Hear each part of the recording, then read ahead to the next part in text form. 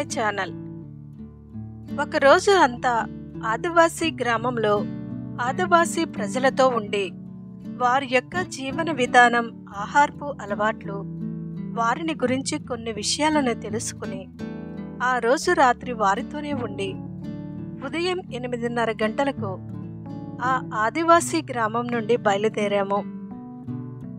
ఆదివాసీలతో కలిసి జీవించడం మనిషికి సహజ జీవనానికి మరింత దగ్గరగా వెళ్ళి ఉండటం ఒక అపూర్వ అనుభవం. ప్రకృతితో ఏకీభవించి మానవ సంబంధాలకు ప్రాధాన్యతను ఇస్తూ జీవించే వీరి జీవన విధానం ప్రతి ఒక్కరికి కొత్తగా ఉంటుంది. ఆదివాసీలు పరిశుభ్రమైన కాలుష్యరహిత వాతావరణంలో జీవిస్తారు. నగర జీవితం వలన కలిగే ఒత్తిళ్లు, కలుషిత ఆహారం, ట్రాఫిక్ సమస్యలు ఉండవు. సహజ సిద్ధమైన ఆహారం, స్వచ్ఛమైన గాలి, స్వాతంత్ర జీవనం వీరి జీవితంలో ముఖ్యమైన లక్షణాలు.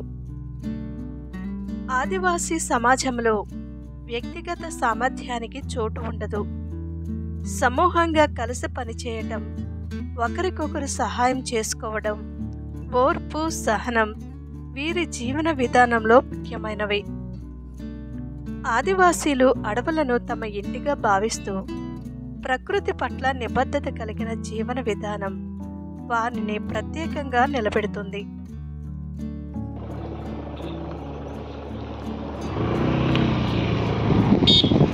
ఇక్కడ చూడండి, ఈ బ్రిడ్జ్ ఇది బ్రిటిష్ కాలం నాటిది. దీనిని ఇప్పటికీ కూడా ఉపయోగిస్తున్నారు.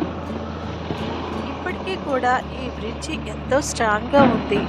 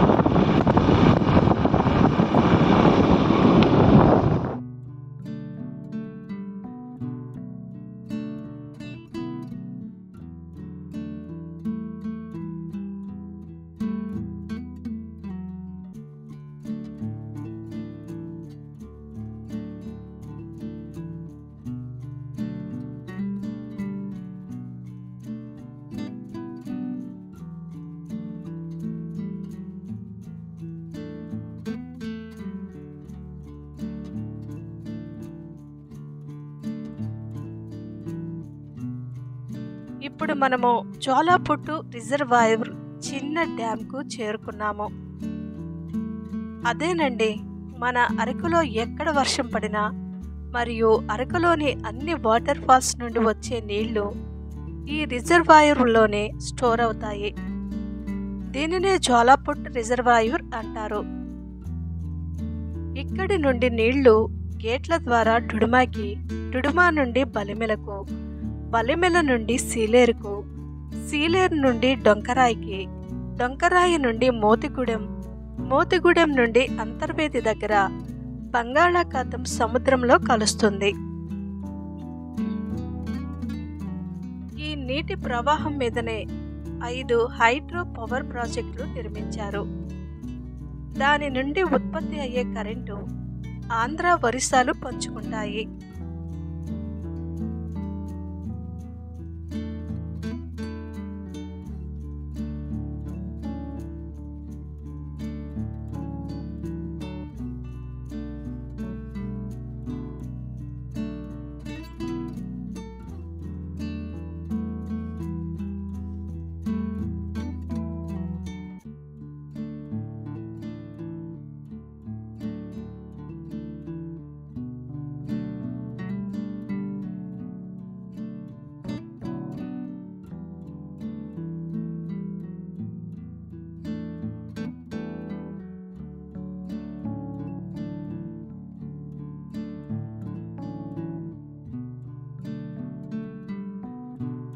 జోలాపుట్ ఆనకట్ట మాచ్కుండ్ నదిపై నిర్మించిన జల విద్యుత్ డ్యాం. ఇది భారతదేశంలోని గోదావరి నది యొక్క ఉపనది. ఇది అల్లూరి సీతారామరాజు జిల్లాలోని ముదిగుల్ కొండలలో పెరుగుతుంది మరియు ఓండ్రగడ్డ సమీపంలో ఇది ఆంధ్రప్రదేశ్ మరియు రాష్ట్రాల మధ్య సరిహద్దుగా మారుతుంది.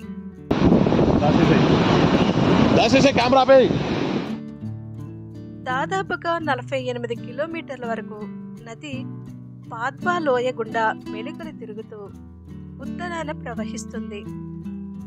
జైపూర్కు దక్షిణంగా 48 కిలోమీటర్ల దూరంలో పీఠభూమి అంచున పడమటి వైపుగా గాలులు వేస్తూ ఆకస్మికంగా డుడుమా జలపాతం అని పిలువబడే నిటారుగా దిగి నైరుతి వైపు ఒక చిన్న కోణంలో తిరగడానికి ముందు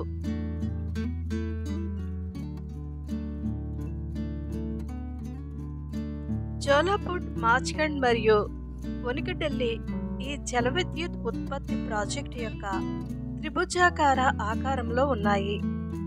ఇక్కడ ఉత్పత్తి చేయబడిన విద్యుత్ ఆంధ్రప్రదేశ్లోని విశాఖపట్నం, విజయవాడ మరియు ఒడిశాలోని కోరాపుట్ మరియు జైపూర్తో సహా అనేక సమీప పట్టణాలకు సరఫరా చేయబడుతుంది.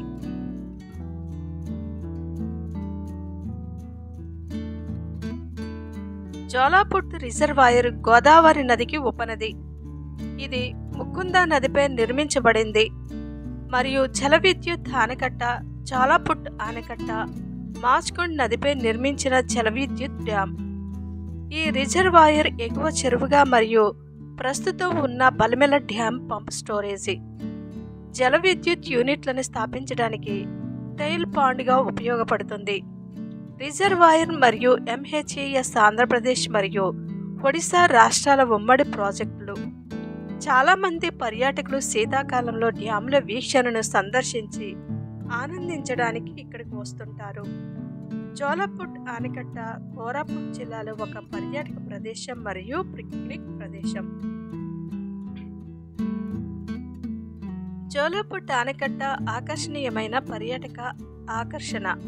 దాని సుందరమైన అందం మరియు నిర్మలమైన వాతావరణానికి ప్రసిద్ధి. పచ్చని కొండలతో చుట్టుముట్టబడిన విస్తారమైన జలాశయం ప్రకృతి ప్రేమికులకు మరియు ఫోటోగ్రాఫర్లకు అనువైన సుందరమైన ప్రకృతి దృశ్యాన్ని అందిస్తుంది. సమీపంలో ఉన్న డుడుమా జలపాతం మాచ్కండ్ నదిపై ఉన్న అద్భుతమైన జలపాతం ఈ ప్రాంతం యొక్క సహజ శోభను పెంచుతుంది. ఆనకట్ట పరిసరాలు గొప్ప పిక్నిక్ స్పాట్గా పూర్తి చేయబడ్డాయి. కుటుంబ విహారయాత్రలు మరియు సమూహ సందర్శనలకు అనువైనది.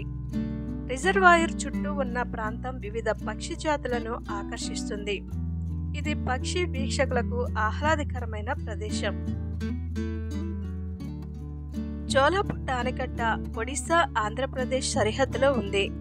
ఇది భారతదేశంలోని పురాతన విద్యుత్ ప్రాజెక్టులలో ఒకటి. జోలాపుట్ ఆనకట్ట రిన్ఫోర్స్ కాంక్రీట్ లేకుండా నిర్మించబడింది. ఇది అన్ని ఆధునిక నిర్మాణాలలో ప్రామాణిక ప్రమాణం.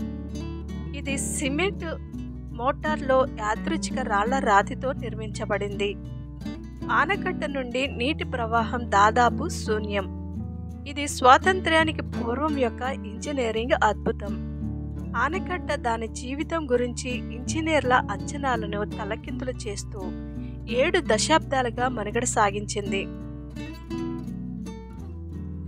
మాచ్కండ్ నదిపై నిర్మించిన జోలాపుట్ ఆనకట్ట ఒడిశా మరియు ఆంధ్రప్రదేశ్ రాష్ట్రాల మధ్య సరిహద్దుగా ఉంది. జోలాపుట్ ఆనకట్ట యొక్క స్థానం జలపుట్ ఆనకట్ట విశాఖపట్నం జిల్లాలోని ఓండ్రగడ్డ సమీపంలో ఉంది మరియు ముదిగల్ కొండల వెంట ఉంది.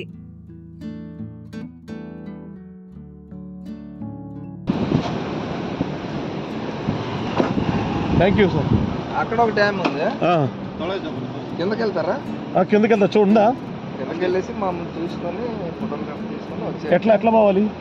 ఇలా ఈ స్ట్రైట్ రోడ్ మెల్లిగా వెళ్ళండి. ఇక్కడ కార్నర్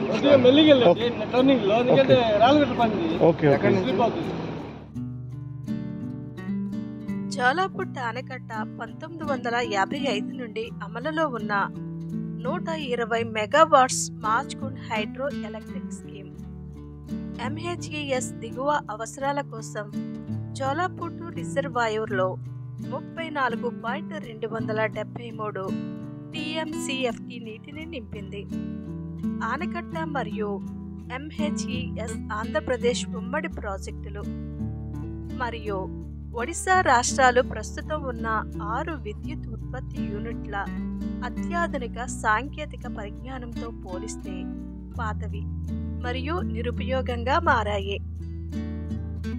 జ్వాలాపుట్ జలాశయం మరియు ఇప్పటికే ఉన్న బలిమిల రిజర్వాయర్ బ్యాక్ వాటర్ మధ్య దాదాపు 400 మీటర్ల అందుబాటులో ఉన్న లెవెల్ డ్రాప్ని ఉపయోగించి 15 కిలోమీటర్ల పొడవైన సొరంగంతో కొత్త జల విద్యుత్ పథకాన్ని ఏర్పాటు చేయడం చాలా పొదుపుగా ఉంటుంది.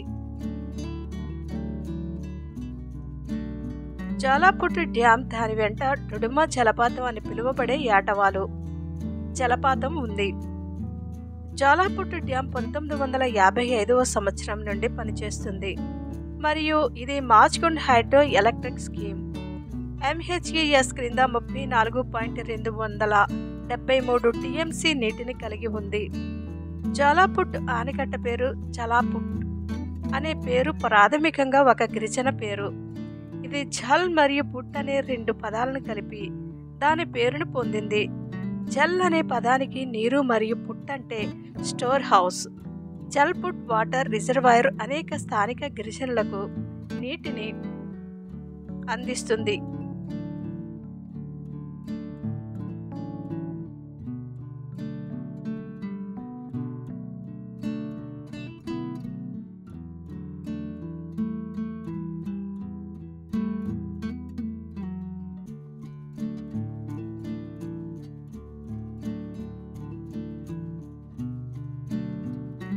ఇప్పుడు మనము చూస్తున్నది జ్వాలాపుట్ మెయిన్ డ్యామ్ ఇదే. అధిక నీటి స్థాయి తగ్గుదలని ఉపయోగించి పీకింగ్ పవర్ అవసరాల కోసం భారీ సామర్థ్యం గల పంప్ స్టోరేజ్ జల విద్యుత్ స్టేషన్ను ఏర్పాటు చేసే అవకాశం కూడా ఉంది. ఈ రిజర్వాయర్ ఎగువ చెరువుగా మరియు ప్రస్తుతం ఉన్న బలిమిల రిజర్వాయర్ పంప్ స్టోరేజ్ జల విద్యుత్ యూనిట్లను స్థాపించడానికి టెయిల్ పాండ్గా పనిచేస్తుంది. తద్వారా ఈ రిజర్వాయర్ నీటిని మరింత ఉత్పాదకంగా ఉపయోగించుకోవచ్చు.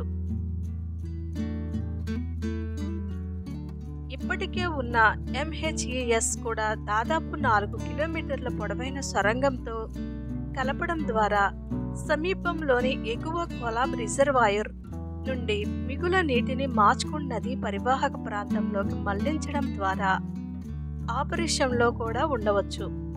ఇది నీటి పారుదల వినియోగానికి చివరగా ఉంచే ముందు సీలేరు నది పరివాహక ప్రాంతంలో దాదాపు 200% ఎక్కువ అందుబాటులో ఉన్న హెడ్ని ఉపయోగించడం ద్వారా MHES మరియు దిగువ బలిమిల పవర్ హౌస్లో మెరుగైన విద్యుత్ ఉత్పత్తి కోసం ఎగువ కొలాబ్ రిజర్వాయర్ నుండి అదనపు నీటిని ఉపయోగించుకునేలా చేస్తుంది.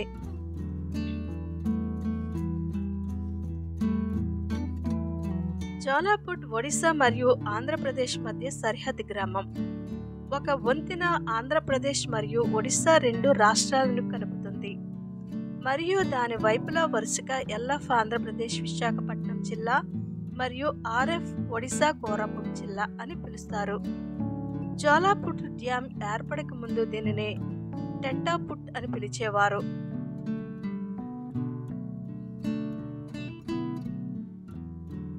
జ్వాలాపుట్ దాని స్థానిక గిరిజన మాండలికం నుండి దాని పేరు వచ్చింది. దీనిలో జల లేదా జల్ అంటే నీరు, జల్ అంటే సంస్కృతంలో కూడా నీరు.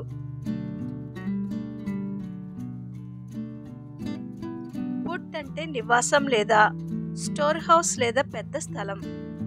ఒడిశా రాష్ట్రంలోని కోరాపుట్ జిల్లాలోని జ్వాలాపుట్ మరియు చుట్టుపక్కల ఉన్న 100 కంటే ఎక్కువ గిరిజన గ్రామాలలో అనేక స్థానిక గిరిజనులకు జ్వాలాపుట్ నీటి రిజర్వాయర్ ఏకైక నీటి వనరు. ప్రస్తుత ఆనకట్ట 1955లో నిర్మించబడకముందు ఈ ప్రాంతం అనేక గిరిజన గ్రామాల చుట్టూ నదితో దట్టమైన అడవి ప్రాంతం. జోలాపుట్ ఒడిషా మరియు ఆంధ్రప్రదేశ్లోని ప్రధాన మున్సిపాలిటీలతో రోడ్డు మార్గం ద్వారా అనుసంధానించబడి ఉంది. చలికాలంలో ఎక్కువగా కోరుకునే పర్యాటక ప్రదేశాలలో ఇది ఒకటి. అరకులోయ ఇక్కడి నుండి 60 కిలోమీటర్ల దూరంలో ఉంది మరియు విశాఖపట్నం సమీపంలోని అతిపెద్ద నగరం.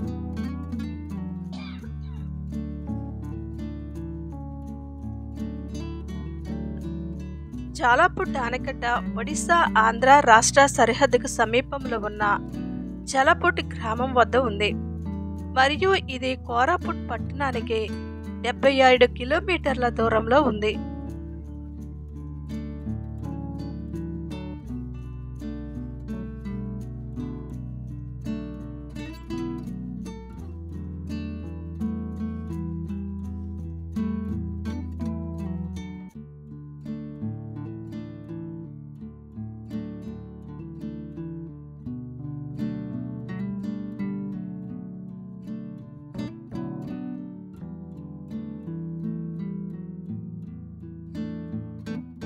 ఇక్కడ చూడండి, సీనరీ ఎంత బాగుందో. ఎర్లీ మార్నింగ్ మేము ఇక్కడకు చేరుకున్నాము.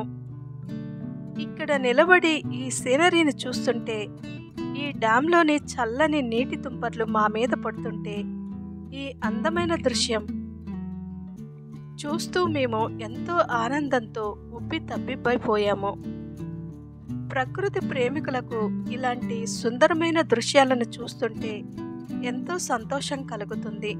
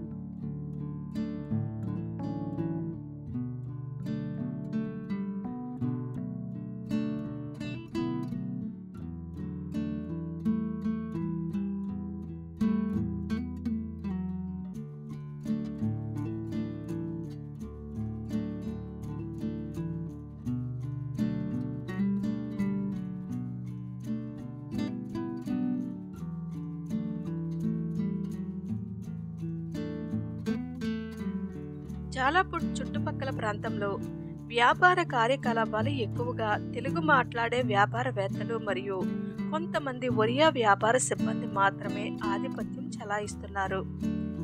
వ్యవసాయ వ్యాపారం వరి, జావా మరియు కొన్ని ఔషధ మొక్కల ద్వారా అభివృద్ధి చెందుతుంది. ఇటీవల సంవత్సరాల్లో జట్రోఫా ప్లాంటేషన్ మరియు టిష్యూ కల్చర్ కూడా చాలా వరకు ప్రాధాన్యతను సంతరించుకుంది. సందర్శన సమాచారం జోలాపుట్ కమ్యూనికేషన్ వ్యవస్థ చాలా అభివృద్ధి చెందింది. ఇది రోడ్డు మార్గం ద్వారా ఆంధ్రప్రదేశ్లోని ఒడిశా మరియు విశాఖపట్నంలోని అన్ని ప్రధాన పట్టణాలతో బాగా అనుసంధానించబడి ఉంది. శీతాకాలంలో ఈ ప్రాంతానికి పెద్ద సంఖ్యలో పర్యాటకులు వస్తుంటారు. ప్రసిద్ధ అరకు లోయ జాలపుట్ ఆనకట్ట నుండి కేవలం 60 కిలోమీటర్ల దూరంలో ఉంది.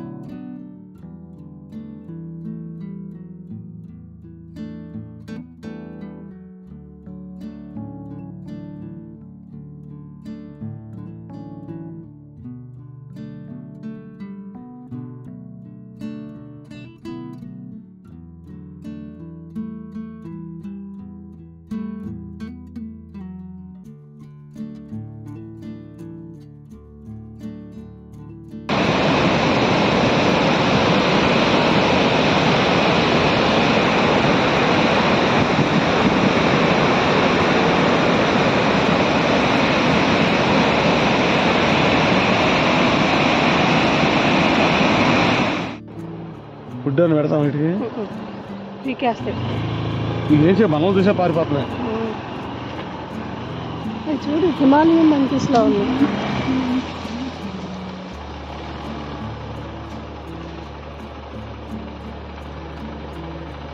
ఇంత భయపడిపోతున్నాయి. ఫుడ్ కానీ దొరుకుతుంది అంటే చిన్న చిన్న ఎక్కడ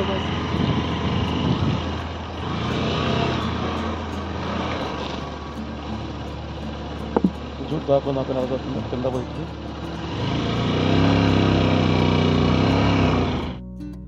కాబట్టి ఈ ఆనకట్టను జల్పుట్ ఆనకట్ట అని పిలుస్తారు. టెంటాపుట్ జలపుట్ ఆనకట్ట నిర్మించక ముందు ఈ వంతెనను టెంటాపుట్ అని పిలిచేవారు. ఇప్పటికీ వంతెన వెంబడే అనేక గిరిజన గ్రామాలు కనిపిస్తున్నాయి. జల్పుట్ మాచ్కుండ్ మరియు మునిగుడెల్లి ద్వారా హైడ్రో ఎలక్ట్రిక్ ప్రాజెక్టు యొక్క త్రిభుజాకార ఆకారం ఏర్పడుతుంది. జల్పుట్లోని ఈ జల విద్యుత్ కేంద్రం ఆంధ్రప్రదేశ్లోని విశాఖపట్నం మరియు విజయవాడకు విద్యుత్తును అందిస్తుంది. మరియు జల్పుట్ డ్యామ్ సమీపంలోని ఒడిశా అటవీ ప్రాంతంలోని జైపూర్కు జల్పుట్ డ్యామ్ ప్రాంతం డ్యామ్ నిర్మించడానికి ముందు నది మరియు గిరిజన గ్రామాలతో కూడిన దట్టమైన అడవిగా ఉండేది. సంవత్సరాల క్రితం జల్పుట్ కూడా 2 రాష్ట్రాలైన ఒడిశా మరియు ఆంధ్రప్రదేశ్ సరిహద్దులో ఉన్న ఒక గ్రామం. ఈ వంతెన 2 రాష్ట్రాల మధ్య తేడాను చూపుతుంది. ఆంధ్రప్రదేశ్లోని విశాఖపట్నం జిల్లాలో ఉన్న వంతెనను ఎల్ఎఫ్ అని పిలుస్తారు. అయితే ఒడిశాలోని కోరాపుట్ జిల్లాలో ఉన్న వంతెనను ఆర్ఎఫ్ అని పిలుస్తారు. జల్పుట్ ఆర్ఎఫ్ వంతెన కోరాపుట్ జిల్లాకు చెందినది. అయితే ఎల్ఎఫ్ వంతెన ఆంధ్రప్రదేశ్లోని విశాఖపట్నం జిల్లాకు చెందినది. జల్పుట్ ఆనకట్ట ప్రాంతంలో అభివృద్ధి జల్పుట్ ప్రాంతంలో మరియు చుట్టుపక్కల నివసించే ప్రజలలో ప్రధాన వృత్తి వ్యవసాయం. వ్యవసాయమే కాకుండా కలపకోత కూడా ప్రస్తుత రోజుల్లో వ్యక్తిగత ప్రాధాన్యత సంతరించుకుంది. నా వీడియో కనుక మీకు నచ్చినట్లయితే దయచేసి సబ్స్క్రైబ్ చేసి లైక్ కొట్టి షేర్ చేయండి.